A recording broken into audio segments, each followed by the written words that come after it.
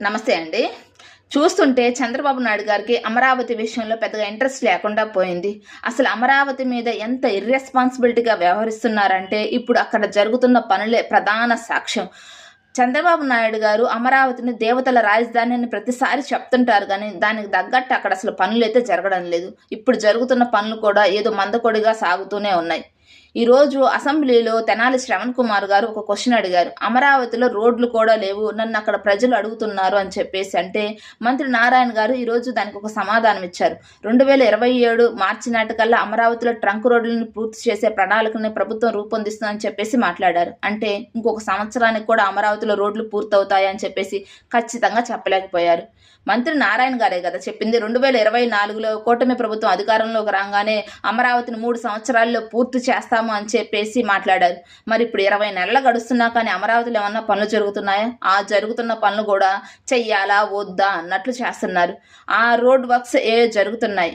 అసలు గట్టిగా చెప్పుకుంటే అమరావతిలో ఒక్కొక్క రోడ్డు 10-15 కిలోమీటర్లు కూడా లేని రోడ్లు ఎందుకు ఇన్ని సంవత్సరాలు టైం తీసుకుంటున్నారు? అసలు ఇన్నర్ రింగ్ రోడ్డు గురించి చెప్పాల్సిన అవసరం లేదులండి. అది ఇంక ఈ 2029 ఎలక్షన్స్ కానీ శంకుస్థాపన కూడా చేయరనుకుంటా. వాటి గురించి మాట్లాడడం కూడా అనవసరం. Inner ring road, outer ring road, వాటి గురించి వాటి పేరెత్తే అర్హత కూడా ప్రభుత్వానికి లేదు చెప్పాలి అంటే. అసలు ఇవి జరుగుతాయని కూడా మీరు కూడా అనుకోమాకండి.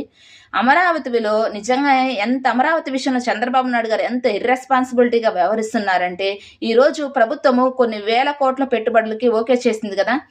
దాదాపుగా 29,000 కోట్ల పెట్టుబడులకి ప్రభుత్వము ఓకే చేసింది. వాటికి ఎక్కడెక్కడ పెట్టుబడులు పెట్టాలో దానికి భూములు కూడా కేటాయించింది. అయితే ఆ వచ్చిన పెట్టుబడులన్నీ ఉంటే విశాఖపట్నం లేదంటే రాయలసీమ ప్రాంతానికి అసలు అమరావతికి ఏమన్నా పెట్టుబడులు తీసుకొచ్చారు చంద్రబాబు నాయుడు గారు? ఏదో ఒక హోటల్ వచ్చింది అనుకుంటా, అంతకు తప్పితే ఏ కంపెనీ రాలేదు, ఏ ఇన్వెస్ట్మెంటు తీసుకురాలేదు. అసలు కంపెనీలు తీసుకొస్తేనే కదా జనాభా పెరిగేది, అక్కడ ఉద్యోగాలు సృష్టించగలిగేది. అలాంటివి తీసుకురాకుండా హోటల్స్ వచ్చి ఉపయోగం ఏముంది? ఎందుకని చంద్రబాబు నాయుడు గారు అమరావతి విషయంలో ఇంత ఇర్రెస్పాన్సిబిలిటీగా వ్యవహరిస్తున్నారు? కనీసం అక్కడ జరుగుతున్న పనులు కూడా ఎందుకు రివ్యూ చేయలేకపోతున్నారు? ఇది నిజంగా కూటమి ప్రభుత్వానికి చెడ్డ పేరే కదా.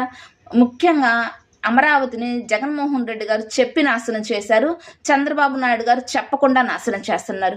అమరావతి కూడా చంద్రబాబు నాయుడు గారికి ఎంత నెగిటివ్ అయింది 2029 ఎలక్షన్స్లో చంద్రబాబు నాయుడు గారు గ్రహించలేకపోతున్నారు. ఇదే విధంగా అమరావతిలో గనక పనులు సాగితే మాత్రం ఇప్పటికైనా ప్రభుత్వం మేల్కొని అమరావతిలో పనులు వేగవంతం అయ్యేలాగా నిర్ణయాలు తీసుకోవాలి.